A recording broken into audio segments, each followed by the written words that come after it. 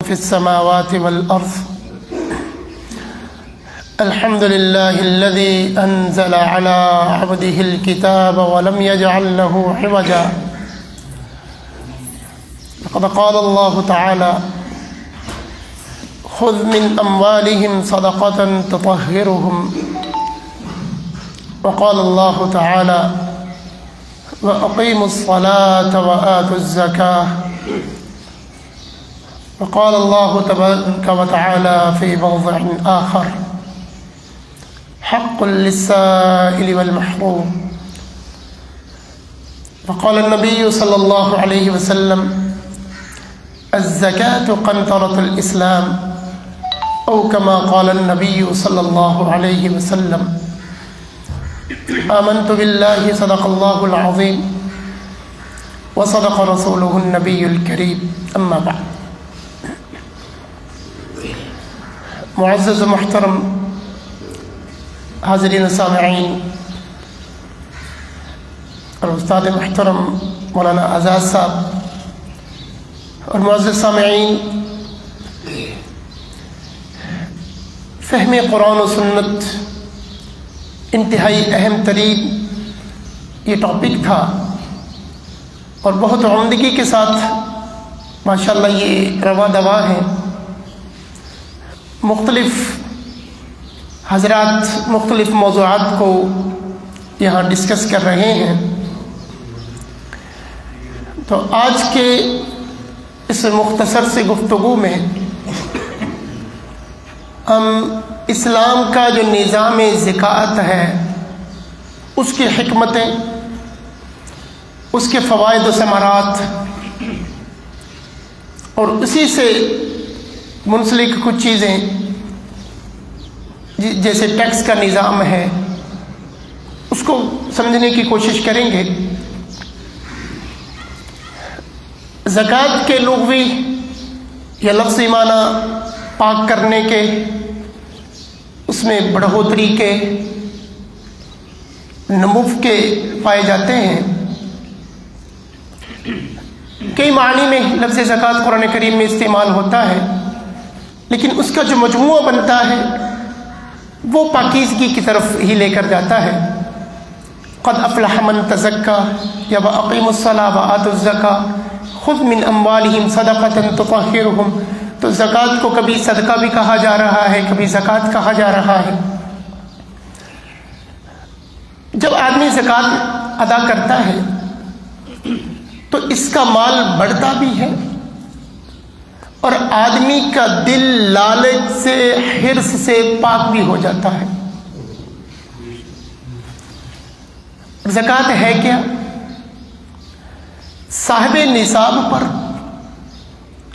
سال گزرنے کے بعد اس کے مال میں سے 2.5 یعنی 2.5% کے اعتبار سے اس کو مستحقین میں خرچ کرنا ہوتا ہے۔ اب اگر اس پر ایک نظر ڈالی جائے کہ اللہ احکم الحاکمین نے کئی ادیان نازل کیے، ان میں زکوٰۃ کا نظام رکھا، سب سے آخر میں امام الانبیاء صلی اللہ علیہ وسلم تشریف لائے، ان کے مذہب میں بھی، دین میں بھی زکوٰۃ کو رکھا، تو اللہ رب العزت نے یہ زکوٰۃ کا نظام کیوں رکھا؟ اور دوسرا یہ کہ اس کے نصاب پر اگر نظر ڈالی جائے تو اس میں سراسر بندوں کا خیال اللہ نے رکھا ہے، اپنے حقوق کا بہت کم حصہ رکھا ہے۔ زکوٰۃ جن چیزوں پر آتی ہے ان میں سے ایک تو شعبہ مالیات ہے، جس میں گولڈ اور چاندی، مال تجارت اور نقد روپے پیسے پر آئے گا۔ اچھا، دوسرا مویشی ہے، اور تیسرا زمین کی زکوٰۃ ہے، جسے فقہی زبان میں عشر کہا جاتا ہے۔ اب اللہ رب العزت بندوں سے جب مطالبہ کرتے ہیں تو اس کے کئی درجات رکھے۔ پہلا درجہ یہ تھا کہ بندہ اپنے گھر کی کھدائی کر رہا ہے، اپنے پرانے مکان کو کھود کے نیا مکان بنانا چاہتا ہے، یا اپنی زمین میں کچھ گہرائی میں کھدائی کر رہا ہے، تو وہاں سے خزانہ نکل آتا، جیسے پیٹرول نکل آتا ہے، مائنز معدنیات نکل آتے ہیں۔ اب اس پر بندے کی کوئی محنت نہیں لگی، یہ خزانہ اس نے نہیں دفن کیا ہوا، نہ یہ اس کے لیے محنت کر رہا ہے، نہ اس کو نکالنے کی یہ ایفرٹ کر رہا ہے، کچھ نہیں کر رہا، یہ اپنے کام میں لگا ہوا تھا تو اس کو خزانہ مل گیا۔ اب اس مال کے کمانے میں اس کی محنت کوئی نہیں، تو اللہ رب العزت نے کہا کہ چل بھائی بندے ہمیں خمس دے دو، 5 حصے کرو، 5واں ہمیں دے دو، 4 تمہارے ہو گئے۔ وجہ تمہاری محنت کچھ نہیں لگی، پھر بھی تمہیں زیادہ ہی دے رہے ہیں، ہمارا حصہ ہے لیکن 5 میں سے 1۔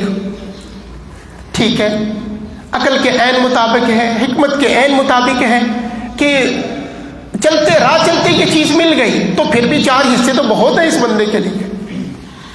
اچھا، جب اس بندے نے دوسرا درجہ کہ زمین ہے، اب زمین کی پھر 2 قسمیں کر دی۔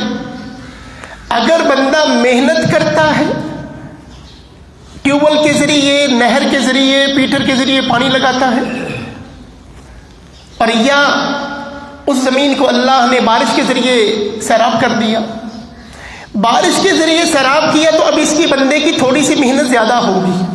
پہلے جو کھدائی کر رہا تھا اس کا کچھ نہیں لگا تھا، تو 5واں حصہ لیا۔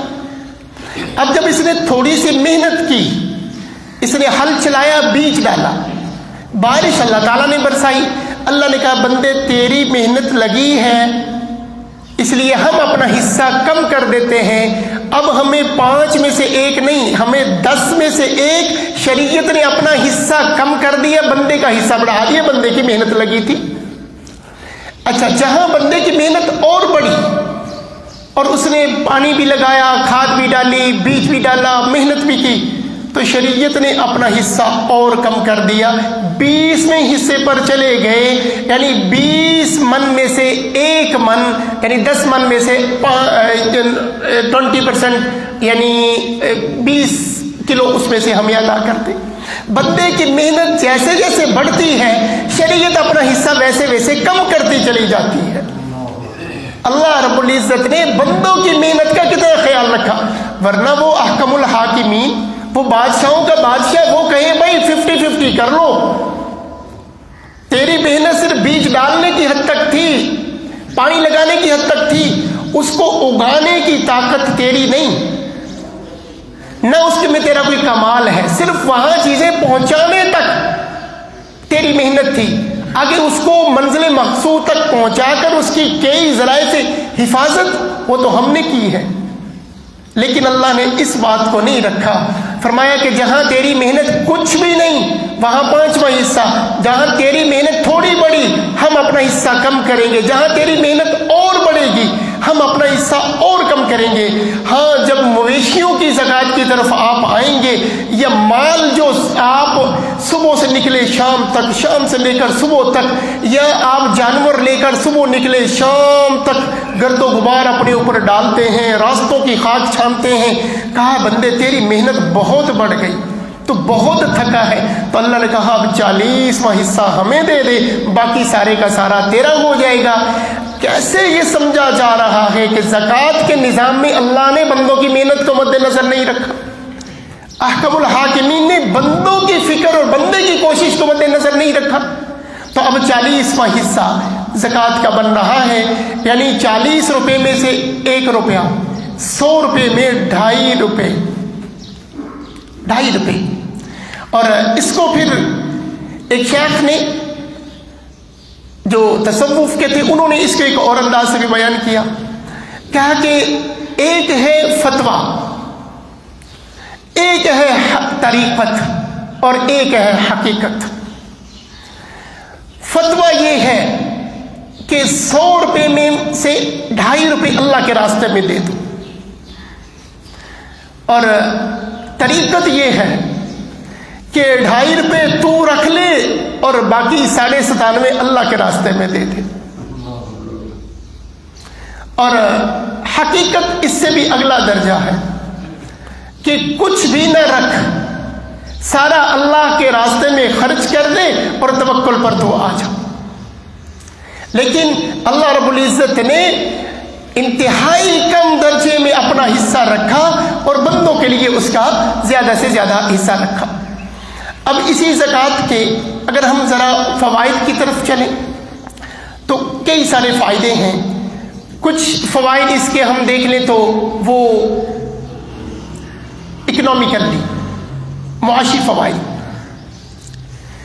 نمبر 1, گردش دولت. زکوٰۃ کے نظام میں دولت ایک جگہ نہیں ٹھہرتی. اور یاد رکھیں اس وقت دنیا کا سب سے بڑا پرابلم دولت کا جمع کرنا ہے. جتنے نظام اس وقت بن رہے ہیں وہ اسی بات پر بن رہے ہیں کہ بھئی سرمایہ جمع نہیں ہونا چاہیے, سرمایہ کو سرکولیٹ ہونا چاہیے, اس کو گردش میں آنا چاہیے.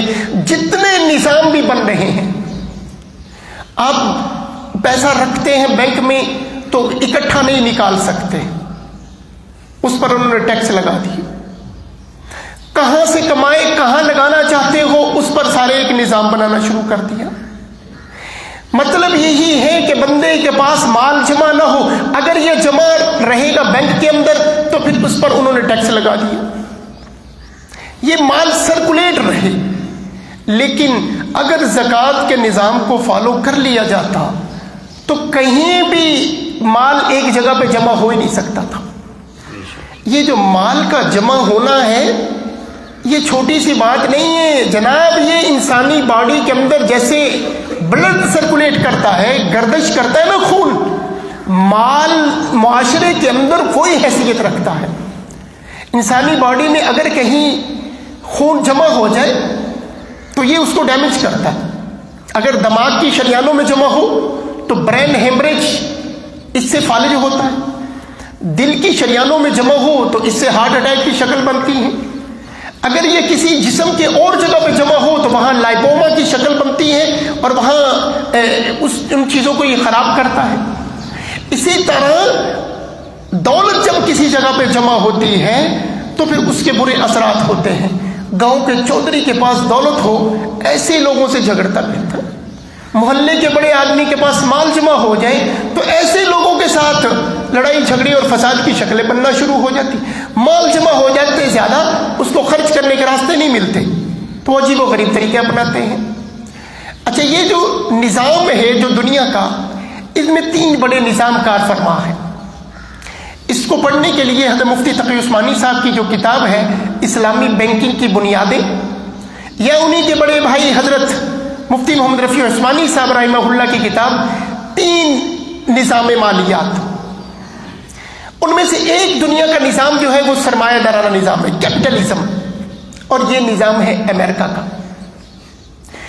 یہ مقابلے میں آیا تھا اشتراکیت کے, جو رشیا کا, رشین اسٹیٹ, یہ سوویت یونین کا, یہ ماسکو روس کا جو نظام تھا وہ اشتراکیت تھا. تیسرا نظام ہے اسلامی نظام مالیات. اب ان تینوں کو 1-2 جملوں میں اگر سمجھ لیا جائے تو یہ ساری کی ساری جو دوڑ چل رہی ہے دنیا کی, جیسے حضرت استاد جی فرما رہے تھے کہ یہ نظام مالیات پر, معیشت پر ساری دنیا بیس کرتی ہے. یہ جو جنگ اسرائیل فلسطین کے ساتھ یہ کر رہا ہے, یہ فلسطین والے ان کے ساتھ, یہ بہت کم ہے. اس سے بڑی بڑی جنگیں, اس کا نتیجہ دیکھیں. پاکستان کو معاشی طور پر کمزور کیا ہوا ہے تو ایٹمی قوت ہو کر بھی اپنے مسلمان بھائیوں کے لیے آواز نہیں نکال سکتے, معیشت میں کمزور ہے. اب سرمایہ دارانہ نظام کیا ہے؟ سرمایہ دارانہ نظام یہ ہے کہ جناب جو مرضی بنائیں, جیسا مرضی بنائیں اور جتنے میں مرضی آپ بیچیں. میرے ملک میں یہی نظام ہے. یہ چیز کتنے کی ہے؟ وہ کہتے ہیں یہ 200 کی. یار یہ وہاں تو یہ 150 کی ہے. کہتے ہیں وہاں سے لے لو, میری مرضی. یہ جو میری مرضی ہے اسے کہتے ہیں سرمایہ دارانہ نظام. اسلامی نظام یہ نہیں ہے کہ میری مرضی. اسلامی نظام یہ ہے کہ مارکیٹ ویلیو کے ساتھ چلیں جناب. اگر تیرے اخراجات کچھ زائد ہیں تو ان کو کچھ شامل کر لیں، لیکن اس طرح تفاوت نہیں ہو سکتا. سیٹلر ٹاؤن میں 2000 کا، شاہین آباد میں 500 کا، یہ تفاوت. یہ ہے سرمایہ دارانہ نظام. اور اسی سرمایہ دارانہ نظام میں ایک چیز یہ بھی شامل ہے، آپ کا سرمایہ ہے جہاں مرضی رکھ کر آپ اس سے جتنا مرضی کمائیں. اسی سے انہوں نے کہا سارا مال اٹھاؤ بینک میں رکھو. لوگ بیکار ہو گئے، بیٹھے بٹھائے مال آئے گا، ضرورت نہیں محنت کرنے کی. اور اسی سے ایک اور خرابی بھی آئی. انہوں نے کہا آپ نے سرمایہ کروانا جیسے مرضی کماؤ. وہیں سے نکل کر آیا میرا جسم میری مرضی. اس نے کہا کہ تم پیسہ کما کر پیسہ کماتے ہو، جسم بھی تو میرا، میں اسے جیسے مرضی استعمال کر کے پیسہ کماؤں، تمہیں اس سے کیا مطلب ہے. وہ خرابی اسی سے نکل کر اسی سرمایہ دارانہ نظام کے اندر یہ چیز بھی شامل رہی. اس کے مقابلے میں دوسرا تھا اشتراکی نظام. اشتراکی نظام میں یہ تھا کہ جناب آپ کا کچھ بھی نہیں. یہ جو ہمیں دکھتے ہیں نا کہ اتنے مربع زمین ہیں، اتنے پلازے ہیں، اتنے اشتراکیت میں یہ نہیں ہوتا. وہ کہتے ہیں کہ سب کچھ حکومت کا ہے، تم سب کے سب ملازم ہو. کسی ملازم کو تھوڑا ملے گا، کسی کو زیادہ ملے گا. اور یہ جو نعرہ ہے نا روٹی کپڑا اور مکان، یہ اتنا سادہ نہیں ہے، یہ اتنا سادہ نہیں ہے، یہ اشتراکیت ہے. کیا مطلب؟ آپ کی فیکٹریاں نہیں ہوں گی، آپ کی زمینیں نہیں ہوں گی، سب حکومت کی ہوں گی. آپ جتنی بڑی ذمہ داری نبھا رہے ہوں گے اتنا بڑا آپ کو سرمایہ مل رہا ہوگا. اچھا، اسی خرابی کو اور آگے چلیں تو انہوں نے اس حد تک لگا دیا، کہا یہ جو بچے پیدا ہوتے ہیں نا، یہ بچے بھی آپ کے نہیں ہیں، یہ بچے بھی حکومت کے ہیں. وہ کہتے ہیں سڑکیں حکومت کی، بینک حکومت کے، روشنیاں لائٹ حکومت کی، سارا نظام حکومت کا. یہ سارا استعمال کر کے تم نظام اپنے آپ کو چلا رہے ہو، تو تمہارے کہاں سے بچے آ گئے؟ اچھا، اس کی اگلی خرابی کیا ہوئی؟ کہا وہ کہتے ہیں کہ یہ جو والدین ہیں یہ بہت بڑے بدماش پیدا کرتے ہیں، اور یہ خود بہت بڑے بدماش ہیں جو اپنی عزت و احترام پر لگا دیتے ہیں. اشتراکیت نے کہا کہ تمہیں اپنی جسمانی ضرورت پوری کرنی ہے، کریں. بچے آپ کے نہیں ہوں گے، حکومت کے خرچے میں پلیں گے. جب پلیں گے حکومت کے خرچے پہ تو اسی کے نظام پر، اس لیے وہاں پہ تحریت آ گئی، خدا کے انکاری لوگ پیدا ہو گئے. ایک انتہا یہ کہ جو مرضی جیسے مرضی کماؤ، دوسری انتہا یہ کہ آپ کا کچھ بھی نہیں. اس کے درمیان میں اسلامی نظام ہے. وہ کہتے نہیں ہم تیری ملکیت کو مانتے ہیں، لیکن تیری ملکیت کو جیسے مرضی استعمال کریں یہ ہم نہیں کرنے دیں گے. ایک حد تک تو نفع بھی کما، جب لوگوں کو نقصان کرنے لگے گا تو پھر انوالومنٹ درمیان میں حکومت کی بھی آئے گی. وہ تمہیں آ کر روکے گی کہ 100 کے ساتھ 100 نہیں کما سکتا. ایک حد تک لوگوں پہ ظلم نہیں کر سکتے کہ تیری مرضی جتنا مرضی کمائے، ایسا بھی نہیں ہوگا. اسی اسلامی نظام کے اندر ہی یہ گردش دولت، وہ یہ چاہتے ہیں کہ دولت ایک جگہ پر جمع نہ ہو، یہ سرکولیٹ رہے. اس کے لیے زکوٰۃ کا نظام ہے کہ ہر صاحب مال اپنی زکوٰۃ کو نکالنا شروع کرے تو دولت چلنی شروع ہو جائے گی. مثال کے طور پر ہم قریب میں یہاں جگنا ایک بازار لیتے ہیں، ایک چھوٹا محلہ ہے. بازار کے شروع سے لے کر آخر تک جتنے لوگ ہیں 98 نہیں تو 99% لازم وہ صاحب نصاب ہے. کسی بھی دکان میں 1.5-2 لاکھ سے کم تو سرمایہ نہیں پڑا ہوا، اس کا مال تجارت تو نہیں پڑا ہوا. لیکن اس بندے کو چونکہ زکوٰۃ کی اہمیت کا اندازہ نہیں تھا، اس لیے اس نے کہا کہ مجھ پر جب میرا سپر سٹور ہوگا، سپر مارکیٹ ہوگی، جب میرے پاس بڑا کوئی سٹور بنے گا تو تب جا کر مجھ پر زکوٰۃ آئے گی. اتنی چھوٹی سی دکان پر کہاں پہ آتی؟ اس کو نصاب کی اہمیت اور اس کا پتہ نہیں تھا. اگر اس محلے کی زکوٰۃ اکٹھی کی جائے تو جگنا اور اس کے قرب و جوار کے کہاں غریب رہیں گے. اسی طرح فتح منڈ میں چلے جائیں، اس بازار کو دیکھ لی جائے، یوں ہی شاہین آباد کو لے لیں، اور اسی طرح اگر سیٹلر ٹاؤن کی زکوٰۃ اکٹھی کر لی جائے تو یہ تو کئی اور محلوں کو آباد کر دے گی. تو دولت ان کے پاس بھی ہوگی، لیکن جب وہ زکوٰۃ نکال دیں گے تو ان کے دل سے حرص اور لالچ بھی ختم ہو جائے گا. صرف اتنی سی سادہ بات نہیں ہے نظام زکوٰۃ. میں نے وہ حضرت استاد جی زاہد راشدی صاحب کا یاد رکھیں کہ میں نے پاکستان، سعودی عربیہ، شارجہ، یہ ان جگہوں پر بھی رہ چکا ہوں، اور جامعہ اشرفیہ لاہور سے میری فراغت ہے اور یونیورسٹی کے ماحول میں رہتا ہوں. حضرت استاد جی کا اس میں مسعود اس وقت بہت بڑی نعمت کبریٰ ہے ہمارے لیے بالخصوص اور پوری امت کے لیے بالعموم. ہر اعتبار سے ہمیں شاید اندازہ اس لیے نہیں کہ ہمارے شہر کے ہیں، ہم مختصر سا شارٹ نوٹس پہ استاد جی کو دعوت دیتے ہیں، استاد جی موٹر سائیکل پہ بیٹھ کے تشریف لے آتے ہیں، اس لیے اندازہ نہیں۔ ہاں اگر وہ لینڈ کلوزر پہ آتے اور جناب مرسڈیز پہ آتے اور 10-20 لوگ آگے پیچھے ہوتے تو پھر پتہ، ان کی علمیت کا اندازہ بھی لوگ اس سے اب لگاتے ہیں کہ یہ ہیلی کاپٹر میں بیٹھ کر جاتے ہیں اور ان کو بڑے بڑے لوگوں کی دعوتیں ہیں، لیکن حضرت استاد جی خود آ جاتے۔ تو میں نے ان کے زکوٰۃ والا یہ ٹاپک بھی سنا۔ زکوٰۃ کا نظام بڑا عمدہ جناب، جس نے زکوٰۃ دینی ہے، صرف زکوٰۃ نہیں کرنا، کیا ہے اس نے کرنا یہ ہے کہ آپ وہ چوری نہیں کرے گا، اس نے زکوٰۃ دینی، وہ ملاوٹ نہیں کرے گا، کیوں؟ اس نے زکوٰۃ دینی۔ وہ بہنوں کا حق نہیں کھائے گا، اس نے زکوٰۃ دینی۔ وہ کم تولے گا نہیں، اس نے زکوٰۃ دینی ہے، کیوں؟ اس لیے کہ زکوٰۃ مال طیب کی ہے، پاک کی ہے، حرام مال کی تو اللہ کہتے زکوٰۃ ہے ہی نہیں۔ تو ایک مسئلہ بیان کر کے زمانے کی ساری برائیاں ختم کر دی جناب۔ ایسے نہیں نظام زکوٰۃ کہا کہ زکوٰۃ دینے والا شخص کب مزدوروں کا حق مارے گا؟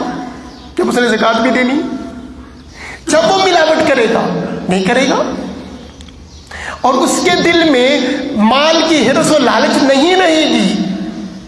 اچھا، تیسرا اس کا بڑا فائدہ یہ ہے کہ وہ مال کو جمع کر کے نہیں رکھے گا، وہ سرمایہ کاری میں لگائے گا۔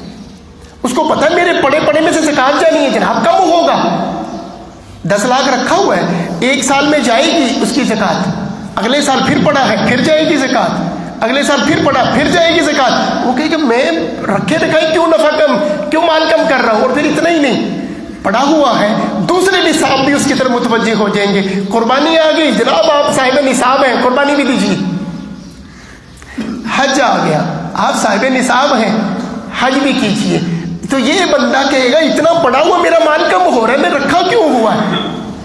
وہ نکالے گا، اس کو سرمایہ میں لگائے گا، کہیں کارخانہ لگائے گا۔ اب کارخانہ لگا تو اس پر مزدوروں کو مزدوری مل رہی ہے، چیزیں بن رہی ہیں، اس کا کمپٹیشن بڑھ رہا ہے، مال آ رہا ہے، اور مال جو یہ بنا رہا ہے یہ صحیح بنا رہا ہے، کیوں؟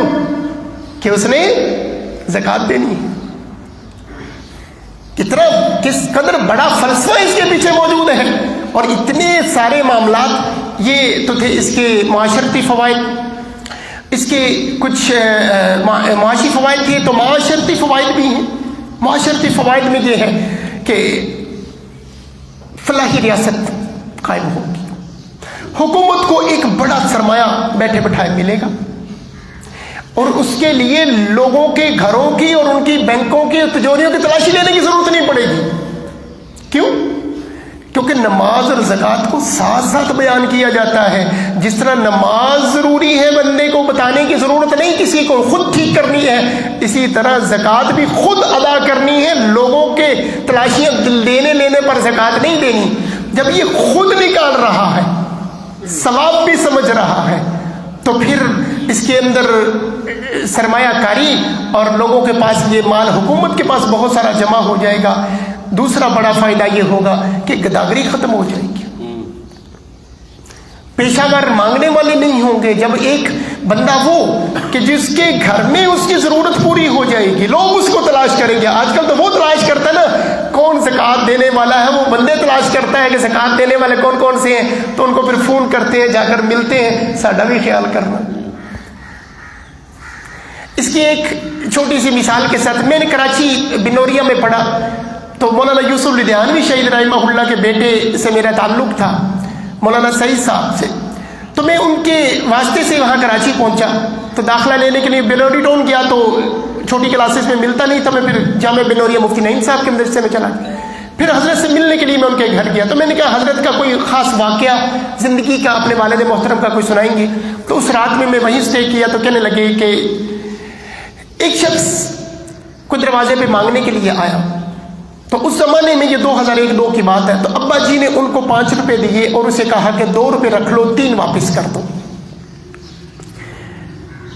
پھر اسی طرح کوئی اور صاحب کچھ دن کے بعد مانگنے کے لیے آئے، تو ان کو لیا، بیٹھک میں بٹھایا، ان کو غسل بھی کروایا، کھانا بھی کھلایا، پھر ان کی جو ضرورت تھی وہ اس کو پوری کر دی۔ تو بیٹے کہتے ہیں ہم نے پوچھا والد محترم سے، کہتے شیخ یہ کیا ماجرا ہوا؟ 2 لوگوں کا سیم سوال، اور ماجرا دونوں کے ساتھ مختلف.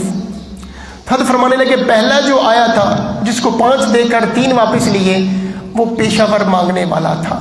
وہ 2 مجھ سے لے لے گا، 2 اس سے لے لے گا، 2 اس سے لے لے گا، اس کے پاس اچھے خاصے جمع ہو جائیں گے. یہ جو دوسرے صاحب تھے یہ سفید پوش آدمی تھا، یہ سوال کرنے سے پہلے کئی مرتبہ مرا ہوگا، کئی مرتبہ یہ اپنے آپ کو اس نے کوسا ہوگا کہ میں کہاں جاؤں، کس سے مانگوں. تو میں نے اس لیے یہ کوشش کی کہ اس کی ساری ضرورت کو یہیں سے پورا کر دیا جائے، اس کو کسی اور کے دروازے پہ جانے کی ضرورت نہ پڑے، کسی اور کے دروازے پر جانے کی ضرورت نہ پڑے. 2 باتیں اس میں، ایک تو اسلام کا نظام اور دوسرا وہ شیخ کی جو نظر تھی کہ انہوں نے اس چیز کو سمجھا کہ یہ سوال کرنے والا عام بندہ نہیں ہے، یہ کوئی پیشہ ور. تو اسلام کے نظام زکوٰۃ میں بیکاری ختم ہوگی، گداگری ختم ہوگی. اچھا یہاں اس بات کو بھی مد نظر رکھا جائے کہ اسلام کا نظام تو ہمیں اگر اس پر ایک اعتراض ہو سکتا ہے کہ جناب یہ کیا بات ہوئی، اسلام نے 2 طبقے پیدا کر دیے، ایک طبقہ یہ دینے والا ہے اور یہ لینے والے ہیں. اگر اسلامی نظام زکوٰۃ کو سمجھا جائے تو ایسے نہیں تھا، بلکہ اصل یہ تھا. اسلام یہ نہیں کہتا کہ یہ دیتا رہے اور یہ لیتا رہے، نہیں، اصل طریقہ یہ تھا کہ کچھ لوگ جمع کر کے اس بندے کی ہیلپ کر کے اس کو اس کے پاؤں پہ کھڑا کیا جائے. یہ نہیں کہ یہ ہر سال مانگے اور یہ ہر سال دیتے رہے، نہیں، اس کو اتنا سا دو اور کچھ نہ کچھ کاروبار شروع کرے. وہ شیخو پورے میں ہمارے ایک دوست تھے، ہمارے کلاس فیلو تھے، حافظ صاحب بڑے کمزور تھے، تو قریب ہی ہمارے ایک دوست تھے شیخ صاحب، ان سے انہوں نے ایک بار ذکر کیا جی اس طرح سے. انہوں نے کہا اچھا چلے، تو انہوں نے کو 10,000 روپے ان کو دیے. انہوں نے کہا یہ جو آپ کی دکان پڑی ہے سورکاری کوارٹروں میں، آپ اس کو شروع کر لیں، تو یہ 10,000 مجھے آپ تھوڑا تھوڑا کر کے واپس کر دینا. وہ 15 سال پہلے 10 سال پہلے انہوں نے وہ شروع کیا. آج اس علاقے کا سب سے بڑا سٹور وہ حافظ سٹور ہی ہے. وہ 10,000 بھی واپس ہو گیا، اور حافظ صاحب آج زکوٰۃ لینے والے نہیں ہیں، زکوٰۃ دینے والے ہیں. جیسے وہ چائنا کی ایک مثال ہے، وہ کہتے ہیں میں تمہیں مچھلی نہیں کھلاؤں گا، تو پھر کیا کرو گے؟ کیا تمہیں مچھلی پکڑنی سکھاؤں گا. اور یہ نظام، یہ ان کے پاس مثال کہاں سے آ گئی؟ یہ میرے اور آپ کے آقا صلی اللہ علیہ وسلم سے مجھے یہ سب ملتا ہے. ایک صاحب آئے یا رسول اللہ گھر میں کچھ نہیں، فرمایا کچھ تو ہوگا کوئی چیز. کہا اچھا یہ ایک ہے، تو فرمایا اسے سیل کر کے آؤ. سیل کر کے کیا لاؤ؟ کلہاڑا لے کر آؤ. تو کلہاڑے کا اگلا حصہ تو لے کر آیا، اس کا دستہ نبی مہربان صلی اللہ علیہ وسلم نے مقدس ترین ہاتھوں کے دست میں لگا کہ چلے جائے اس سے لکڑیاں کاٹے، اور لکڑیاں لا کر کاٹ کر اسے بازار میں بیچ کر اپنے گھر کا گزر اوقات. یہ ہے وہ کہ تمہیں مچھلی نہیں دوں گا، مچھلی پکڑنا سکھاؤں گا. تو میرے آقا صلی اللہ علیہ وسلم نے یہ اس کو ہنرمند بنایا، اس کو سکل دیا، اس کو اس کے پاؤں پہ کھڑا کیا. یہ ہے، اس بات کی ضرورت تھی. تو یہ جو گداگری کا پرابلم اس وقت انٹرنیشنل لیول پہ پہنچا ہوا ہے. سعودی عربیہ والے کہہ رہے ہیں جی پاکستانی بہت سارے عمرہ کرنے آتے ہیں اور پھر یہاں فیملیوں کے ساتھ مانگ رہے ہیں. تو کس قدر ملک کی بھی اس میں جگہ ہنسائی ہو رہی ہے، اور مسلمانوں کا بھی کہ یہ اس کام کے لیے، اور کرے کیا، عوام سے لے کر خواص تک سب مانگنے پہ لگے ہوئے ہیں اپنے اپنے لیول پر. لیکن اگر اسی نظام زکوٰۃ کی اہمیت اور اسی کو لوگوں کے سامنے بیان کیا جاتا اور اسی کی اہمیت جتلائی جاتی، تو لوگ کبھی بھی اس حالت کو نہ یہ امت پہنچتی. اچھا، پھر ایک نفرت کا فضا ہے، امیر اور غریب کے درمیان بڑی خلیج حائل ہے. امیر الگ سوسائٹیاں بنا کر وہ رہنا ہی الگ شروع ہو گئے، غریبوں کے درمیان وہ رہنا ہی نہیں. 4 پیسے آتے ہیں وہ محلے سے اٹھتا ہے اور پھر کسی سوسائٹی. اور مطلب کیا، وہ کسی نے لکھا ہوا تھا، کہا اگر کسی آدمی نے لوگوں سے ملنا گلنا نہ ہو تو وہ کینٹ میں گھر بنا لے. جاتے ہوئے 10 قسم کی پرمیشن لینی پڑے گی، نہ کوئی پرمیشن دے گا، نہ کوئی جائے گا غریب آدمی، نہ کسی سے ملے گا. اگر کوئی امیر بندہ ہوگا بڑی گاڑی پہ آئے گا، اس کو فون کرے گا، وہ گاڑی پہ آئے گا، لے جائے گا. تو یہ جو خلیج تھی اس کو ختم کیا جا سکتا تھا صرف نظام زکوٰۃ کے ذریعے. محلے میں ایک آدمی نے رہنا ہے، اس کے پاس مال ہے، مال دوستیاں نہیں لاتا، دشمنیاں لاتا ہے، نفرتیں لاتا ہے، حسد و بغض لاتا ہے. لیکن اللہ رب العزت نے اس کو بچانا تھا، کہا تیرے پاس مال زیادہ ہے ماشاءاللہ، ہم نے تمہیں دیا ہے، اس کی حفاظت کر۔ حفاظت کا طریقہ کیا؟ 100 میں سے تھوڑا سا نکال کر ان غریبوں کو دو، تو یہ غریب کیا ہوں گے؟ تیرے حق میں دعائیں کریں گے، تیرے نعرے لگائیں گے، تیرے محافظ ہوں گے۔ کوئی بندہ کہیں سے آ کے کہے گا یہ بندہ ایسا ہو گیا، غریب کہے گا نا نا نا، ہمارے تو کئی گھر اس کی وجہ سے چلتے ہیں، اسی کی وجہ سے ہمارے غریبوں کا چولہا جلتا ہے۔ حالانکہ اس نے سارا نہیں دیا، اس نے ویسے کہیں نہ کہیں خرچ کرنا تھا، اس نے تھوڑا سا نکالا اسلام کو مد نظر رکھتے ہوئے۔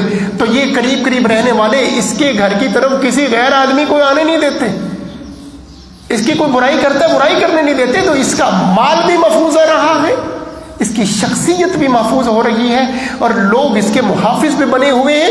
حالانکہ اس نے اپنا فریضہ ادا کیا ہے، کوئی احسان نہیں کیا، احسان نہیں کیا، اس نے اپنا فریضہ ادا کیا۔ لیکن اتنے سارے لوگ اپنے ہم ذہن پیدا کر لیے، اپنے محافظ اور اپنے دوست پیدا کر لیے۔